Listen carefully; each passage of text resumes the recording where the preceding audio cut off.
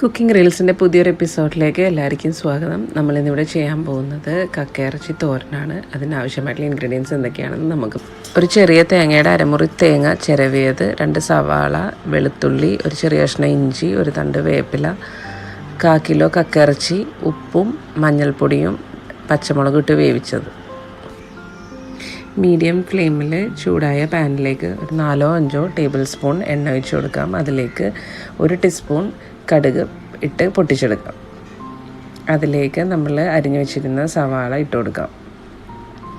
വെളുത്തുള്ളി, ഇഞ്ചി ചതച്ചത്, വേപ്പില എല്ലാം കൂടി ഇട്ട് കൊടുത്തിട്ട് നന്നായിട്ടൊന്ന് ഇളക്കിയെടുക്കാം. കുറച്ച് ഉപ്പും കൂടി ഇട്ട് നമുക്ക് വഴറ്റിയെടുക്കാം. ഒരു 7 മിനിറ്റ് കഴിഞ്ഞപ്പോഴേക്കും നമ്മളുടെ സവാളയൊക്കെ ഇവിടെ വഴന്ന് വന്നിട്ടുണ്ട്. അതിലേക്ക് ഒരു 1/2 ടീസ്പൂൺ മഞ്ഞൾപ്പൊടി ഇട്ട് കൊടുക്കാം. 1 ടീസ്പൂൺ മുളക് പൊടി, 1 ടീസ്പൂൺ ഗരം മസാലപ്പൊടി, 1/4 ടീസ്പൂൺ കുരുമുളക് പൊടി. ഇതെല്ലാം കൂടി ഇട്ട് കൊടുത്ത് നന്നായിട്ടൊന്ന് ഇളക്കി യോജിപ്പിക്കാം. അതിനുശേഷം നമ്മളെടുത്ത് വെച്ചിരുന്ന തേങ്ങാപ്പീരയും കൂടി ഇട്ട് നന്നായിട്ടൊന്ന് ഫ്രൈ ചെയ്തെടുത്തതിന് ശേഷം നമ്മളുടെ കക്കയിറച്ചി ഇട്ട് കൊടുത്ത് ഒന്നും കൂടി ഒന്ന് ഫ്രൈ ചെയ്തെടുക്കാം.